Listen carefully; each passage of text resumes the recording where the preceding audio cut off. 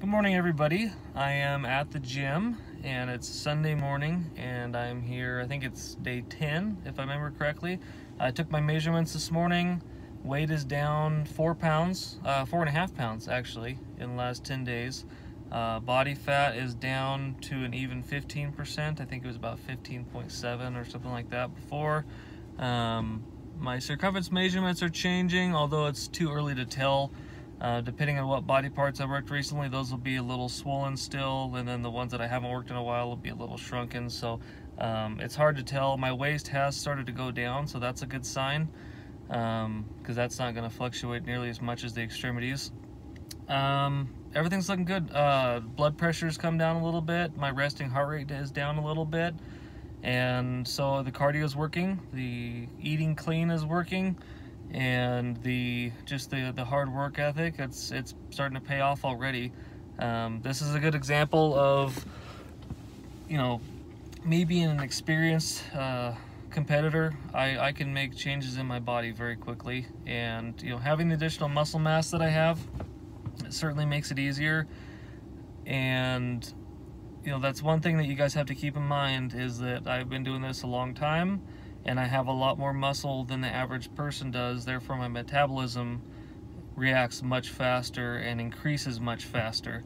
And that's where being a very muscular person and having a high metabolism makes all the difference in the world. Of course, it gets harder the older you get, but the heavier you are and the higher your body fat percentage is, the longer it's going to take to get that metabolism revved up. So using your eating schedule as well. So not just eating healthy, but eating very regularly, eating small meals every couple hours, drinking a lot of water, a lot of fluids, and then that increased actually exercise that you're doing as well. All those things work together to help speed up the metabolism. That's your ultimate goal, is to speed up your metabolism, to decrease the amount of future fat your body stores and increase your fat burning capabilities. So you're causing your body to become a fat burning machine. I used the reference one time when I was a trainer that you basically want to be like a high horsepower muscle car is what you're looking for. You don't want to be a Prius. Priuses get very efficient fuel economy, so they don't burn a lot of calories. Whereas if you're some big giant running on jet fuel dragster, that's your ultimate goal when you're trying to look really good, is you want to be that super inefficient. You want to be burning calories so fast that it's hard to keep fuel in the tank. That's what you're looking for. And it might seem counterintuitive because you think you want to be fit, you're going to be more efficient, and so on and so forth. You're actually, as far as energy consumption, you're not. You want to be very, very high energy consumption. And that's what's going to help you to get lean. That's what's going to help you to look good and keep you in an anabolic type growth for your muscles. And so the dieting, the exercise, it all comes together. I'm going to go in now and I'm going to do my 500 calories of cardio. My thought was today to try and find a resistance where that I can go hard and I can keep the same resistance for the full 500 calories. Rather than doing interval training like I have done, where I've done 10 resistance and then 20, I'm going to find somewhere in the middle, so probably around that 14 to 15 resistance, something I can maintain and just go ahead and knock it out. So that's where I'm at now. And sorry about the little burping. I just had a protein shake. So but I'm gonna get in there now and I'm gonna go ahead and hit the cardio, and then I'm gonna hit weights. Gonna do calves today, calves and shins, which I know a lot of you probably kind of chuckle at, but that's my workout today. And I think you're gonna see that as I'm doing it, you'll understand why I'm able to get my calves to grow and why my calves are superior to a lot of other people, unless they have great genetics. And which I never had great genetics for calves. I had decent sized calves, but nothing like I do now, and it's because I work them really hard. And if you're one of those people they don't grow well, you got to work your muscles hard. And if it takes more time or it takes more focused effort, then that's what it takes. And so you guys are going to see a cool workout today. I'm looking forward to it. Not so much the cardio, but I'm looking forward to doing calves. It used to be something I dreaded. It was something just like most people. You stick it in on leg day, you do a couple sets and call it a day. That's not going to work if you're looking to build your calves. You are never going to have calves that are going to be something you'll be proud of if you throw them in as an afterthought. You need to put on a full out effort, and you need to work them every bit as hard as you would your biceps, your triceps, your deltoids, or any other muscle of similar size. You need to put the effort in, and if you don't put the effort in, you're not going to get the growth. So yeah, I'll see you guys in the gym. All right, so I'm going to go ahead and do leg press, calf raises, supersetted with an elevated dorsiflexion for the anterior tibialis of my shins. I'll be doing those back and forth.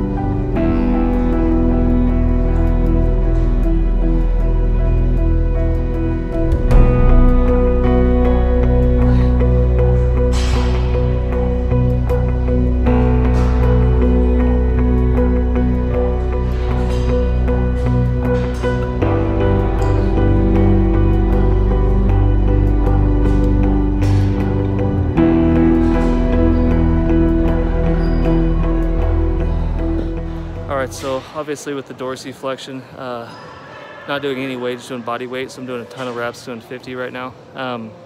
At some gyms, you're gonna have actual dorsiflexion machine, which is awesome. So if you do have one, take advantage of it. I miss not having that. But if you don't, you can do body weight stuff. And then also I'll do single legs later to do more resistance on each one.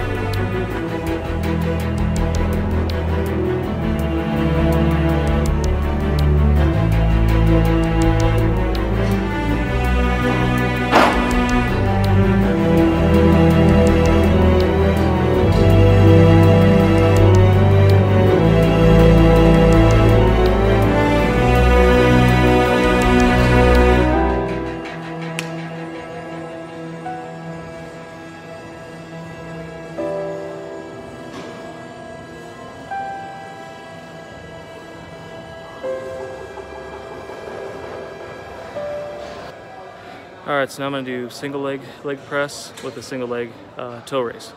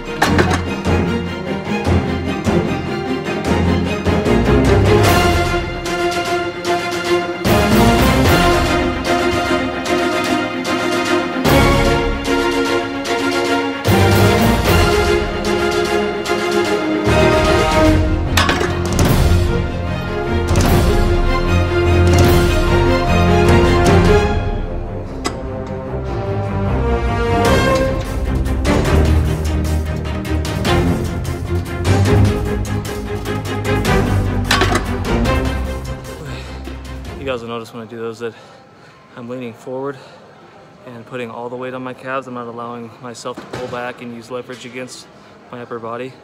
It's really important if you're going to really isolate. No point in doing heavy weight if you can't do it with just the muscle you're working.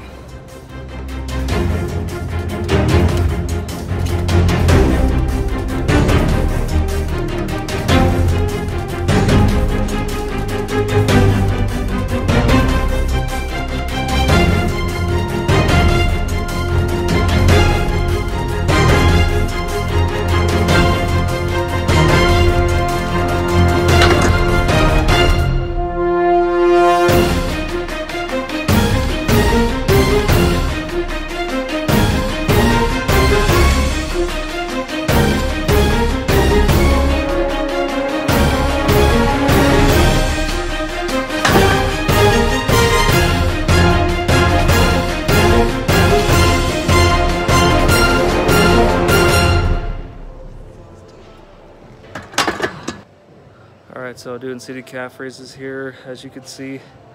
It's my one more set. I've been going up 25 pounds each set. And I want to explain a little bit to you guys the benefit of the seated calf raise. There's actually two main muscles to your calves. The soleus, which is underneath, and it runs along the bone. And then there's the gastrocnemius, which is the big muscle on the outside that you see.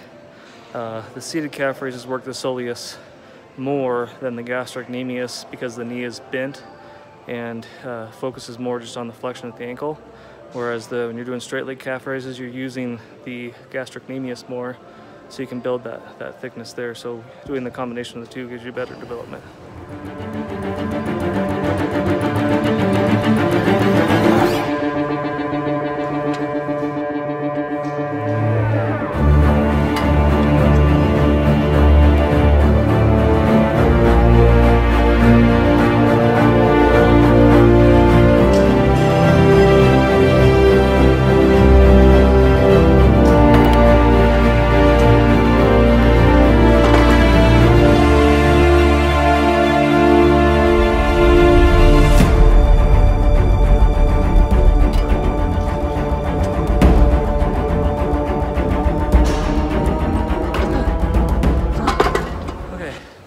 So that concludes my calf workout for today.